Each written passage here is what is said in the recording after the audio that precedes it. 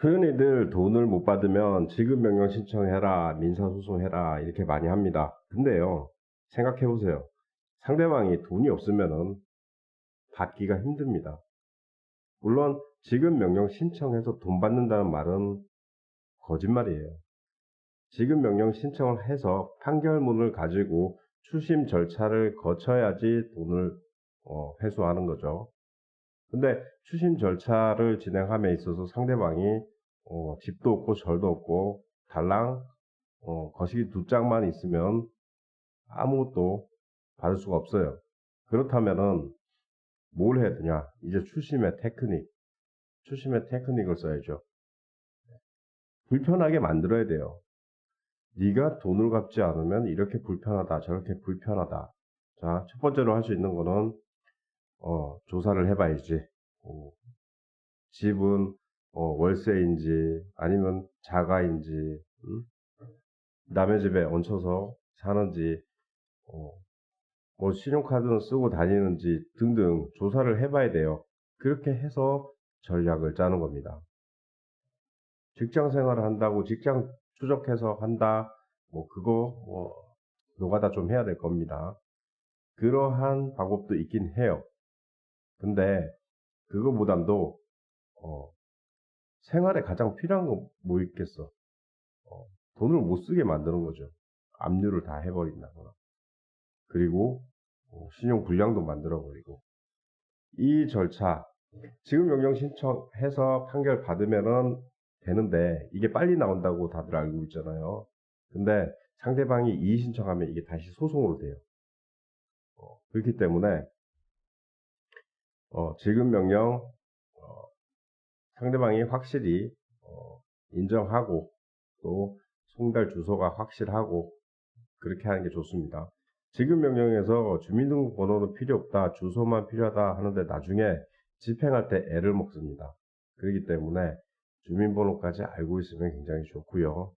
아예 이런 거 저런 거 잘 모르겠다, 소송 절차로 진행하는 게 그냥 속 편합니다. 어차피 소송 비용, 지급 명령해도 소송 비용 들어가죠. 10분의 1 들어가죠. 근데 일반 소송으로 갈 때는 10을 다 내야 돼요. 어차피 그것 다시 청구해야 돼요. 청구해가지고 소송 비용 확정 신청까지 받아서 진행하는 게 좋습니다. 금액이 좀 크다 하면요, 지급명령 신청보다는 그냥 소송으로 가시는 게 좋습니다. 이게 추심 절차는 또 이제 제 아내가 채권 추심 전문 변호사니까 추심 절차대로 해서 조사해서 돈 받아줄 수 있어요라고 하는데 뒤져봐서 없으면 못 받습니다. 그거 확실한 거예요. 여러분이 생각해 보세요.